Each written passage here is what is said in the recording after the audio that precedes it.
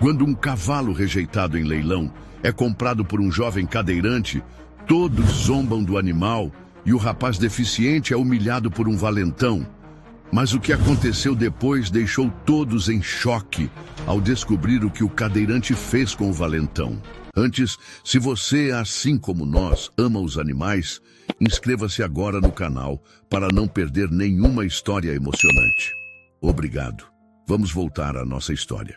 O salão fervilhava com a nata da sociedade numa tarde quente de sábado.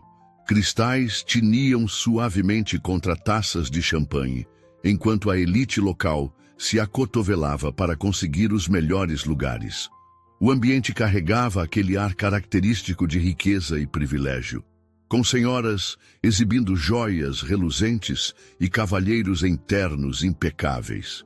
Era o tradicional leilão anual de cavalos dos Monteiro, um evento que há gerações ditava o status social na região. Marina, a secretária do evento, observava discretamente o movimento enquanto organizava as últimas fichas de registro. Seus olhos cansados captaram uma movimentação incomum próxima à entrada principal. As pesadas portas de carvalho se abriram, revelando uma figura que destoava completamente daquele cenário pomposo. Um jovem, em uma cadeira de rodas manual, avançava com determinação pelo corredor central. Suas roupas, embora limpas e bem cuidadas, eram simples. Uma camisa xadrez, calças jeans e botas de couro gastas. O contraste com os presentes não poderia ser mais evidente.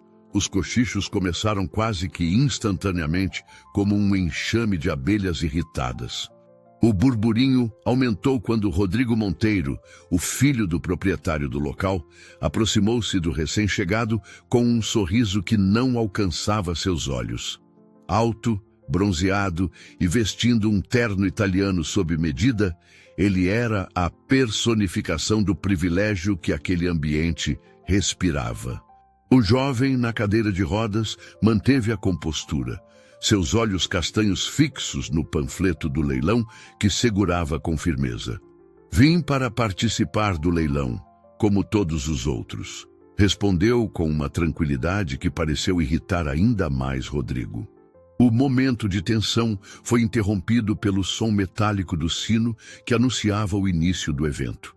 Os presentes começaram a se acomodar em seus lugares, ainda lançando olhares furtivos na direção do visitante inesperado, que encontrou um espaço discreto próximo a uma das colunas. O primeiro lote gerou disputas acaloradas, puros sangues reluzentes, éguas premiadas, garanhões de linhagem impecável. Cada lance provocava suspiros de admiração e aplausos contidos da plateia seleta. Então, algo mudou no ambiente quando o lote número 17 foi anunciado. Um garanhão malhado entrou no ringue, conduzido por 2 tratadores visivelmente tensos. O animal, diferente dos anteriores, não exibia o porte majestoso esperado. Seu pelo, embora limpo, revelava diversas cicatrizes, algumas ainda em processo de cicatrização. Sua postura era defensiva, as orelhas voltadas para trás, denunciando seu desconforto. Lote 17, senhoras e senhores, anunciou o leiloeiro, sua voz perdendo um pouco do entusiasmo anterior. Um exemplar com potencial para recuperação. Lance inicial. Foi neste momento que algo extraordinário aconteceu. O jovem na cadeira de rodas ergueu sua placa de lances, sua voz firme cortando o ar como uma lâmina. Aceito o lance inicial. As risadas nervosas que seguiram seu comentário morreram rapidamente quando o jovem na cadeira de rodas começou a avançar em direção ao ringue, seus olhos fixos no animal ferido que pela primeira vez desde sua entrada pareceu se acalmar.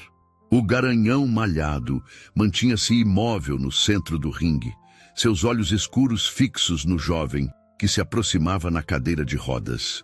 Por um breve momento, o tempo pareceu congelar no salão de leilões, como se todos os presentes prendessem a respiração simultaneamente. O rapaz ignorou os olhares de desdém e os sussurros que o seguiam, concentrando-se apenas no animal à sua frente. Rodrigo Monteiro soltou uma risada forçada, aproximando-se com passos lentos e calculados. Miguel Santos, nunca ouvi falar. De onde surgiu essa figura interessante? A última parte foi direcionada à plateia, que respondeu com risadas contidas. Uma senhora idosa, na primeira fileira, levou a mão aos lábios, surpresa com a resposta direta. O próprio Rodrigo pareceu momentaneamente desconcertado, seu sorriso vacilando por uma fração de segundo. Enquanto os tratadores se preparavam para levar o animal, Miguel aproximou-se ainda mais do ringue. O garanhão, que até então mantinha uma postura defensiva com todos que dele se aproximavam, deu um passo em sua direção, as orelhas agora alertas e curiosas. Miguel assentiu, absorvendo a informação sem desviar o olhar do animal. Qual é a história dele?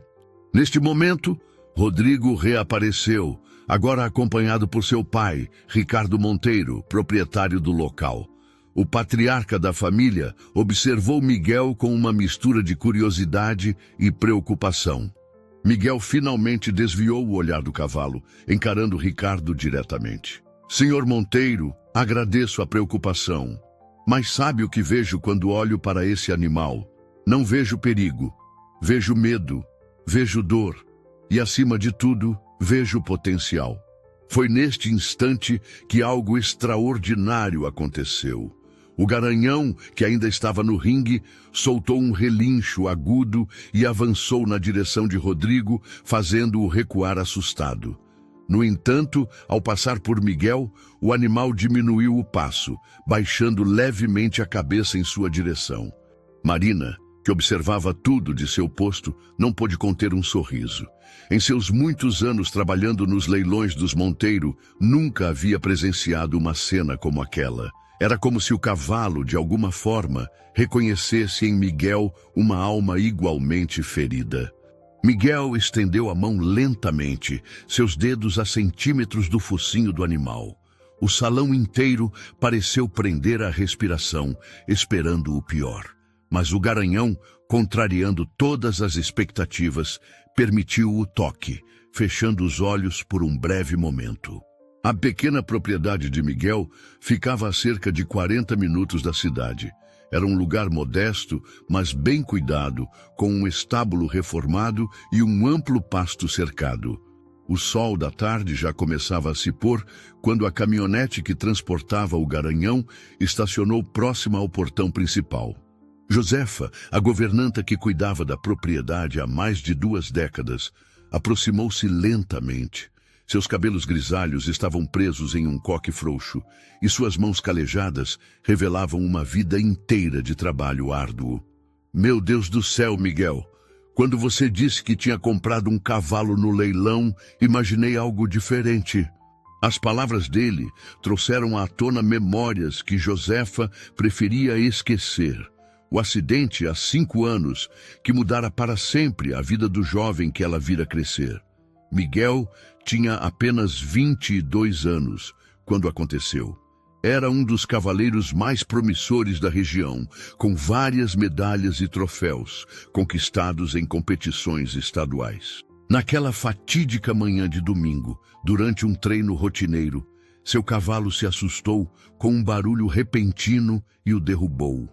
A queda foi violenta e o diagnóstico devastador: lesão medular, paraplegia permanente. Miguel assentiu, seus olhos perdidos em reminiscências. As pessoas mudam, Josefa. A dor nos ensina, mas também nos transforma. Hoje entendo que não foi culpa do animal. Como vai chamá-lo? Perguntou Josefa, notando a conexão silenciosa entre os dois. A noite já caía, quando Miguel começou sua rotina com Fênix. Com paciência, apresentou-lhe o estábulo reformado, o coxo com água fresca, o feno de primeira qualidade. O animal, embora ainda desconfiado, seguia seus movimentos com interesse crescente. Em determinado momento, enquanto Miguel ajustava a altura do coxo, uma lembrança súbita o atingiu. Rodrigo Monteiro, ainda adolescente, assistindo a uma de suas apresentações. Na época, Miguel era o centro das atenções, o prodígio da equitação, enquanto Rodrigo era apenas mais um espectador na arquibancada. Foi quando um barulho vindo da entrada da propriedade chamou sua atenção. Faróis cortaram a escuridão e o motor de um carro de luxo roncou ameaçadoramente. Miguel reconheceu o veículo. Era o mesmo que Rodrigo dirigia no leilão. O carro de Rodrigo Monteiro estacionou de forma brusca no terreiro da propriedade, levantando uma pequena nuvem de poeira. A porta se abriu com violência e dele desceram Rodrigo e dois homens que Miguel não reconheceu. Fênix, sentindo a tensão no ar, começou a se agitar em seu novo estábulo. "Calma, amigo", sussurrou Miguel, posicionando sua cadeira de rodas de forma a ficar entre o estábulo e os visitantes indesejados. Josefa permaneceu na varanda, seu telefone celular discretamente em mãos, pronta para qualquer emergência. Miguel manteve a calma, embora suas mãos apertassem com mais força os aros de sua cadeira. "O que você quer, Rodrigo? Já passa das 9 da noite." "O leilão acabou", respondeu Miguel com firmeza. "Fênix não está à venda." Miguel sentiu algo mudar no ar. Havia algo na voz de Rodrigo, uma nota de ansiedade que não combinava com sua postura arrogante. "Que história seria essa, Rodrigo?" Foi então que Josefa, que observava tudo da varanda, decidiu intervir. "Senhor Monteiro!" Sua voz firme cortou o ar noturno. "Sugiro que vá embora. Caso contrário, serei forçada a chamar a polícia." Depois que os faróis do carro desapareceram na escuridão da estrada rural, Josefa aproximou-se de Miguel, colocando uma mão reconfortante em seu ombro. "Tem algo errado nessa história, meu filho." Naquela noite, enquanto a propriedade finalmente silenciava, Miguel permaneceu acordado em seu quarto, seu computador aberto em uma pesquisa sobre casos de cavalos desaparecidos na região. Na tela, uma manchete antiga chamou sua atenção. "Campeão das pistas desaparece misteriosamente após vitória polêmica." Seus olhos percorreram rapidamente o texto e seu coração acelerou ao ver uma foto em preto e branco de um magnífico garanhão malhado. Embora a imagem fosse de 3 anos atrás, não havia dúvida. Era Fênix em seus dias de glória. E ao lado dele, sorrindo para a câmera, estava uma jovem amazona que Miguel conhecia muito bem. Clara Monteiro, a irmã mais nova de Rodrigo, que havia deixado o país abruptamente após o desaparecimento do animal. A manhã seguinte amanheceu nublada, com uma garoa fina que transformava o pasto em um tapete de orvalho cintilante. Miguel acordou cedo, suas descobertas da noite anterior ainda ecoando em sua mente. Clara Monteiro. Aquele nome trazia lembranças de uma época mais feliz, quando os hipódromos e as competições faziam parte de sua vida diária. Tomando seu café na varanda, observava Fênix pastando tranquilamente. O animal já demonstrava sinais sutis de adaptação. Sua postura estava mais relaxada e, ocasionalmente, ele se aproximava da cerca onde Miguel estava, como se buscasse companhia. Ela sempre foi diferente dos outros Monteiro. A voz de Josefa surgiu atrás dele, carregando uma bandeja com pão fresco e geleia caseira. Tinha um coração bom aquela menina. Era verdade. Clara tinha sido sua maior rival e, paradoxalmente, sua melhor amiga no circuito equestre. Enquanto Rodrigo sempre demonstrara desprezo por competidores de origem mais humilde, Clara via além das aparências e posições sociais. Josefa ajustou seus óculos de leitura, estudando a foto antiga. "Lembro desse dia. Foi a última grande vitória dela. Mas havia algo estranho. Rumores sobre apostas, sobre resultados manipulados." Um relincho agudo interrompeu a conversa. Fênix havia se aproximado mais da varanda, suas orelhas alertas voltadas para a estrada de terra que levava à propriedade. Segundos depois, o som de um carro aproximando-se confirmou o motivo de sua inquietação. Para surpresa de Miguel e Josefa, não era o carro esportivo de Rodrigo que surgiu na curva, mas sim um táxi amarelo. Dele desceu uma figura que fez o coração de Miguel saltar. Uma jovem de cerca de 30 anos, cabelos castanhos presos em um rabo de cavalo desalinhado, roupas simples e uma mochila de viagem surrada nas costas. A jovem Monteiro caminhou lentamente em direção à varanda, seus olhos fixos em Fênix, que agora se aproximava da cerca com visível agitação. Lágrimas começaram a escorrer pelo rosto dela. Clara finalmente desviou o olhar do cavalo e encarou Miguel, seus olhos verdes marejados carregando o peso de 3 anos de segredos. Me perdoe por não ter vindo antes, Miguel, mas quando soube que você tinha comprado ele no leilão, eu não podia ficar longe. Vocês precisam saber a verdade, precisam saber por que eu fugi, por que Trovão desapareceu e... Ela engoliu em seco. Porque meu irmão fará qualquer coisa para tê-lo de volta. A cozinha da casa estava mergulhada em um silêncio tenso, enquanto Clara segurava uma xícara de chá entre as mãos trêmulas. Através da janela, podia-se ver Trovão, ou Fênix, como Miguel o havia renomeado, pastando tranquilamente sob a garoa que ainda caía. Miguel ajustou sua cadeira mais próximo à mesa, seus olhos fixos em Clara. A jovem que tinha diante de si era muito diferente daquela amazona confiante que conhecera anos atrás. Havia uma fragilidade em seu olhar, mas também uma determinação silenciosa. Josefa, que preparava mais chá no fogão, deixou escapar um suspiro pesado. Ele queria que você perdesse de propósito. Rodrigo disse que se eu não cooperasse, algo poderia acontecer com Trovão. Acidentes acontecem o tempo todo nas cocheiras, ele dizia. Clara fechou os olhos, revivendo as memórias dolorosas. Numa noite, após me recusar mais uma vez a participar do esquema, encontrei Trovão muito agitado em sua baia. O veterinário descobriu traços de uma substância estranha em seu bebedouro. Foi quando percebi que precisava agir. Clara continuou. Com a ajuda de um tratador de confiança, planejamos tudo. Numa noite sem lua, tiramos Trovão do Aras e o levamos para uma fazenda distante. Eu sabia que precisava desaparecer também. Rodrigo nunca me perdoaria. O rosto de Clara se contorceu em uma expressão de dor. O tratador que me ajudou, ele sofreu um acidente alguns meses depois. Nunca soube se foi realmente um acidente. Perdi o contato com a fazenda onde Trovão estava. E quando finalmente consegui localizar o lugar, ele tinha sido vendido. Passei os últimos anos seguindo pistas falsas, tentando encontrá-lo. Neste momento, um relincho agudo cortou o ar. Os 3 viraram-se para a janela, onde viram Trovão em posição de alerta, suas orelhas voltadas para a entrada da propriedade. Clara levantou-se abruptamente, o pânico visível em seu rosto. Ele deve ter descoberto que estou aqui. Miguel, você precisa saber de mais uma coisa. Aquela última corrida, a da foto, não foi apenas manipulação de apostas. Houve algo muito pior. Algo que pode destruir não só a reputação dos Monteiro, mas toda a credibilidade do circuito de competições. O que aconteceu naquela corrida, Clara? Perguntou ele, sua voz urgente. O tempo pareceu congelar dentro da pequena cozinha. A chuva batia com mais força contra as janelas agora, criando uma trilha sonora sinistra para a cena que se desenrolava.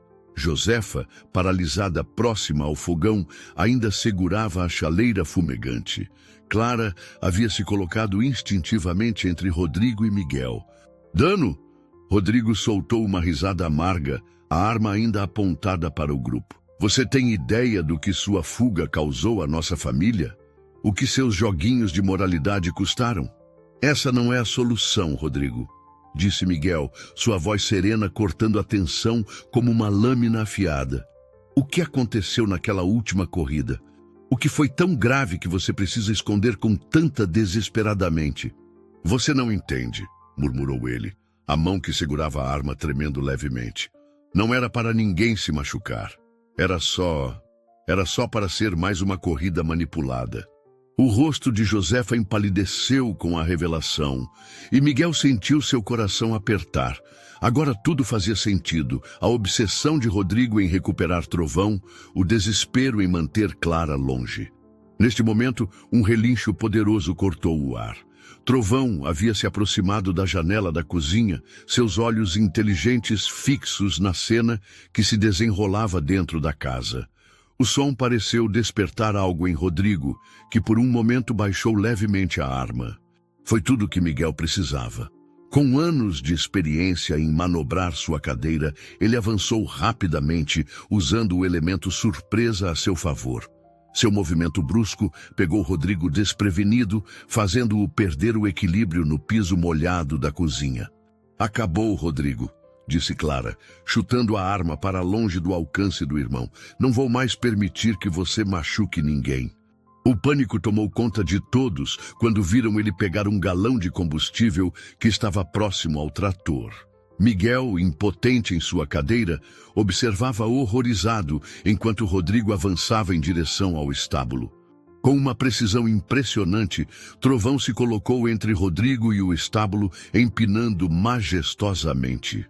A visão do imponente garanhão, recortado contra o céu tempestuoso, fez Rodrigo recuar, deixando cair o galão de combustível. O som das sirenes da polícia cortou o ar da madrugada, misturando-se com o tamborilar da chuva, que agora caía com menos intensidade.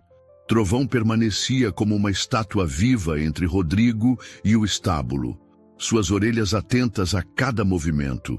O momento de tensão havia passado, mas o ar ainda estava carregado com o peso das revelações recentes.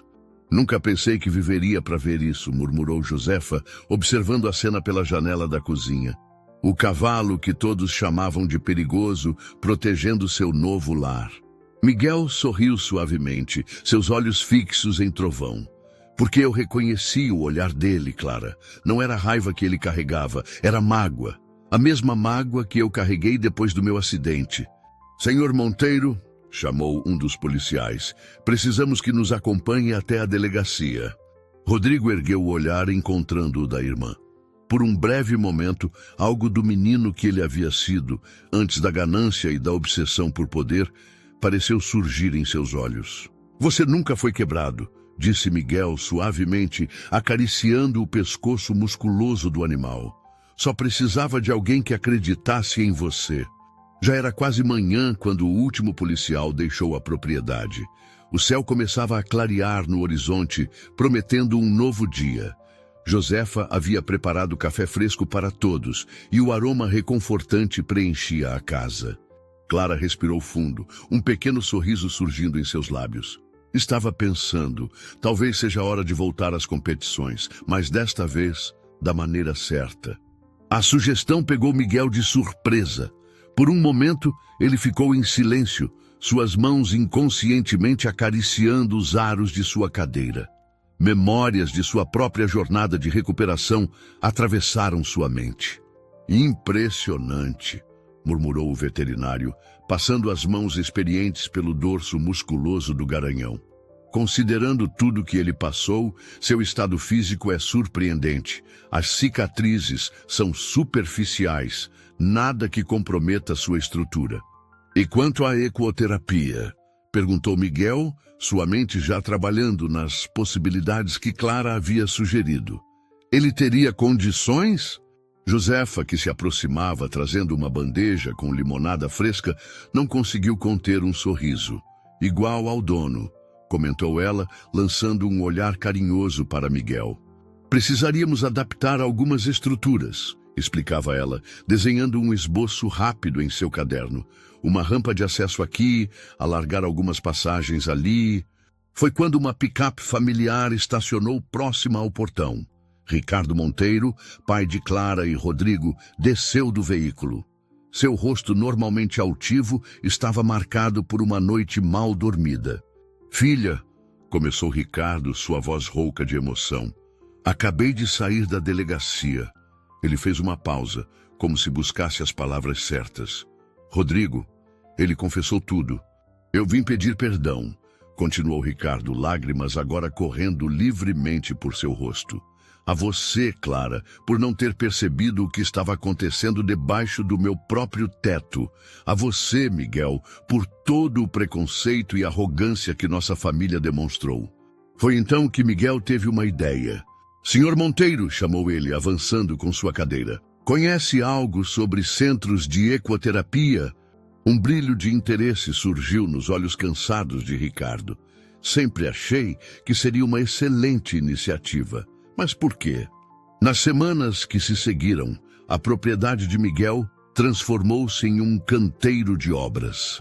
A parceria proposta com Ricardo Monteiro havia se mostrado mais promissora do que qualquer um poderia imaginar.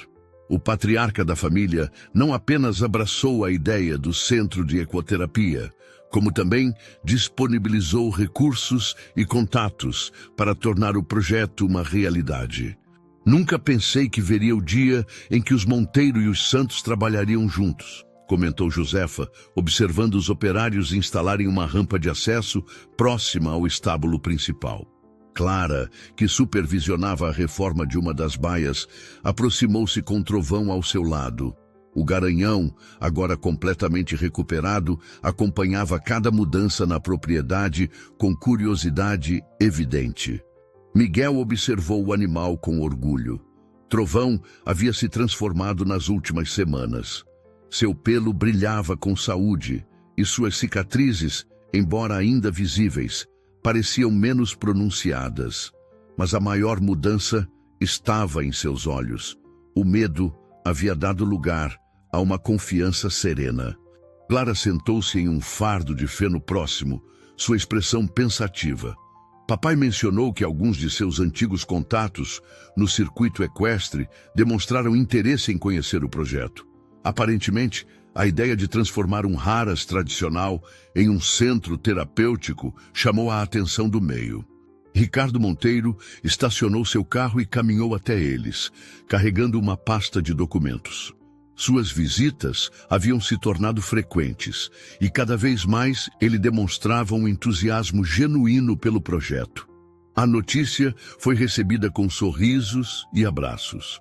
Era mais um passo importante na concretização do sonho que havia nascido em uma noite de tempestade. Ele está diferente, disse Ricardo, passando a mão pelos cabelos grisalhos. A carta, ele pede perdão. Diz que o tempo na prisão o fez refletir sobre suas escolhas, sobre o mal que causou. E ele hesitou por um momento. Ele perguntou se, quando cumprir sua pena, poderia trabalhar no projeto, cuidando dos cavalos. Foi então que Trovão, que até então observava tudo à distância, aproximou-se de Ricardo. O Garanhão, que uma vez havia sido vítima das ações de Rodrigo, gentilmente encostou seu focinho no ombro do homem mais velho, como se oferecesse conforto. A manhã do primeiro dia oficial do Centro de Ecoterapia Santos Monteiro amanheceu clara e fresca. Miguel acordou antes do sol nascer, uma mistura de ansiedade e expectativa, fazendo seu coração bater mais rápido. Da janela de seu quarto, podia ver os primeiros raios dourados iluminando as novas instalações. O centro havia ficado ainda mais bonito do que eles haviam imaginado. As baias reformadas brilhavam com pintura nova, as rampas de acesso eram amplas e seguras e uma placa elegante na entrada anunciava: onde limitações se transformam em possibilidades. Miguel sorriu, lembrando-se do momento em que viu Trovão pela primeira vez. A vida tem um jeito engraçado de juntar as peças, não é? E nosso primeiro paciente? Perguntou Miguel, ajustando sua cadeira para acompanhar Clara até a área de recepção. Como se entendesse que estava sendo mencionado, o Garanhão ergueu a cabeça, suas orelhas atentas. Nos últimos meses, ele havia se mostrado excepcionalmente receptivo ao treinamento para ecoterapia, desenvolvendo uma sensibilidade especial com as pessoas. Ricardo Monteiro chegou pouco depois, carregando um grande quadro emoldurado. Achei que isto deveria estar aqui, disse ele, revelando uma fotografia ampliada de Trovão e Miguel no dia do leilão. O momento exato em que seus olhares se encontraram pela primeira vez. O som de um carro se aproximando chamou a atenção de todos. Era a van adaptada trazendo Pedro e sua família. O menino, em sua cadeira de rodas, tinha os olhos arregalados de expectativa. A mãe de Pedro, emocionada, segurava a mão do filho. Ele não dormiu a noite toda de tanta ansiedade, contou ela. Ficou repetindo que ia conhecer um cavalo mágico. O sorriso que iluminou o rosto de Pedro naquele instante foi como um raio de sol depois de uma longa tempestade. Era o mesmo sorriso que Miguel havia descoberto em si mesmo quando encontrou Trovão. O mesmo que Clara reencontrou ao voltar para casa. O mesmo que agora brilhava nos olhos de todos os presentes. Foi então que Miguel percebeu algo extraordinário. A verdadeira terapia não estava apenas nos exercícios que realizariam, nas técnicas que aplicariam. Estava ali, naquele momento de conexão pura, naquela capacidade de ver além das limitações e cicatrizes. 6 meses se passaram desde a inauguração do Centro de Ecoterapia Santos Monteiro. O outono pintava as árvores com tons dourados e avermelhados, e uma brisa fresca soprava pelos campos. O centro havia se tornado um sucesso além das expectativas. A lista de espera crescia a cada semana, e os resultados dos primeiros pacientes eram impressionantes. Pedro, o primeiro paciente, já conseguia manter-se sentado com muito mais firmeza, e seu desenvolvimento motor surpreendia até mesmo os médicos mais céticos. Outros pacientes também mostravam progressos notáveis, não apenas fisicamente, mas também em aspectos emocionais e sociais. Naquela manhã particular, however, havia uma tensão diferente no ar. Miguel observava pela janela de seu escritório enquanto um carro desconhecido se aproximava pela estrada de terra. Seu coração acelerou ao reconhecer o motorista. Era o advogado da família Monteiro. Sim, Clara interrompeu suavemente. Ele ainda quer trabalhar aqui. Diz que está disposto a começar do zero, fazendo qualquer serviço que oferecermos. O que você acha? Perguntou Miguel a Trovão, que pastava tranquilamente próximo à janela de seu escritório. O garanhão ergueu a cabeça, seus olhos sábios encontrando os de Miguel. Uma semana depois, o mesmo carro do advogado retornou à propriedade. Desta vez, porém, trazia um passageiro adicional. Rodrigo Monteiro saiu do veículo lentamente, quase hesitante. Estava mais magro, seu rosto mais pálido, e seus olhos haviam perdido aquela arrogância característica. "Bem-vindo de volta", disse ela, sua voz embargada. Foi então que algo extraordinário aconteceu. Trovão, que estava no pasto próximo, começou a se aproximar lentamente. Todos prenderam a respiração, lembrando-se da última vez que o cavalo e Rodrigo haviam estado frente a frente. O tempo parecia ter congelado naquele momento. A brisa suave do outono agitava as crinas de Trovão enquanto ele e Rodrigo se encaravam. O silêncio era tão profundo que se podia ouvir o farfalhar das folhas secas no chão. Trovão deu um passo à frente e depois outro. Miguel, Clara e os demais observavam, contendo a respiração. O garanhão estava agora a apenas um braço de distância de Rodrigo. Com uma gentileza surpreendente, o animal estendeu seu pescoço e tocou levemente o ombro do homem com seu focinho. Rodrigo desabou. Seus joelhos cederam e ele caiu na terra, soluçando abertamente. Anos de culpa, arrependimento e vergonha finalmente encontravam sua liberação. Clara correu para abraçar o irmão, suas próprias lágrimas se misturando às dele. Os dias que se seguiram foram de adaptação.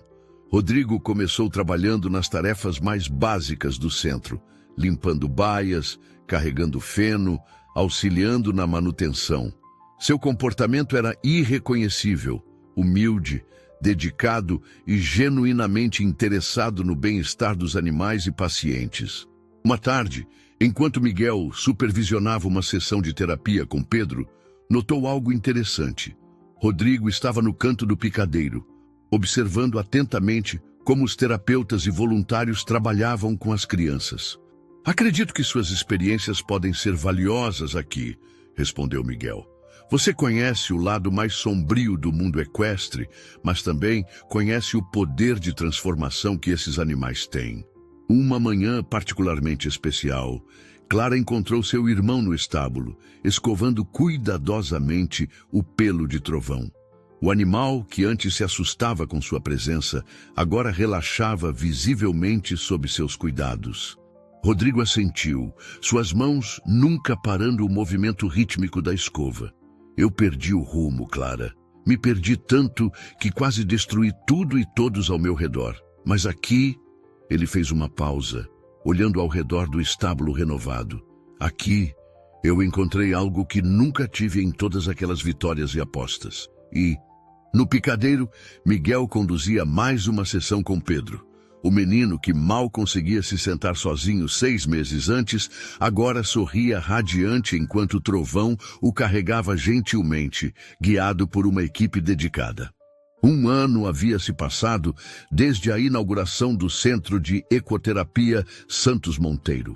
O sol de primavera banhava a propriedade enquanto os convidados chegavam para a celebração do primeiro aniversário do centro. Faixas coloridas decoravam os portões e o aroma de café e quitutes de Josefa preenchia o ar. Miguel, em sua cadeira de rodas, impecavelmente limpa para a ocasião, observava com orgulho o movimento. O centro havia crescido além de suas expectativas mais otimistas. Agora, atendiam mais de 50 pacientes regularmente, e sua lista de espera continuava crescendo. No picadeiro principal, uma apresentação especial estava prestes a começar. Pedro, o primeiro paciente do centro, demonstraria seus progressos. O menino, que mal conseguia sentar-se sozinho, agora se preparava para sua primeira apresentação montado. Como se entendesse, o garanhão virou suavemente a cabeça em direção ao menino. Seus olhos, antes cheios de medo e desconfiança, agora transmitiam uma serenidade contagiante. Ela fez uma pausa, sorrindo para a plateia, que incluía familiares de pacientes, profissionais da área e autoridades locais. O Centro de Ecoterapia Santos Monteiro foi selecionado como modelo de excelência pelo Conselho Nacional de Ecoterapia. A partir do próximo mês, seremos um centro de formação para profissionais de todo o país. Aplausos entusiasmados ecoaram pelo local. Miguel buscou o olhar de Josefa na multidão, encontrando a senhora com seu inevitável lenço secando as lágrimas de alegria. Ricardo Monteiro, ao lado de Rodrigo, sorria orgulhoso. Seu filho, agora formado como auxiliar de ecoterapia, havia se tornado uma peça fundamental do centro, especialmente no trabalho com casos mais desafiadores. Miguel sentiu uma mão em seu ombro. Era Clara. Conseguimos, sussurrou ela. Realizamos algo muito maior do que sonhávamos. O sol da tarde lançava uma luz dourada sobre o picadeiro, fazendo as cicatrizes de trovão parecerem apenas marcas de uma história de superação. Miguel percebeu que o mesmo poderia ser dito sobre todos eles. Suas cicatrizes, visíveis ou não, haviam se transformado em testemunhas silenciosas de suas jornadas de cura e transformação. Clara sorriu, seus olhos brilhando com lágrimas contidas. Não foi apenas uma decisão, Miguel, foi coragem. Coragem de ver além das aparências, de acreditar na capacidade de mudança, de dar uma segunda chance. O Centro de Ecoterapia Santos Monteiro havia se tornado mais que um local de terapia.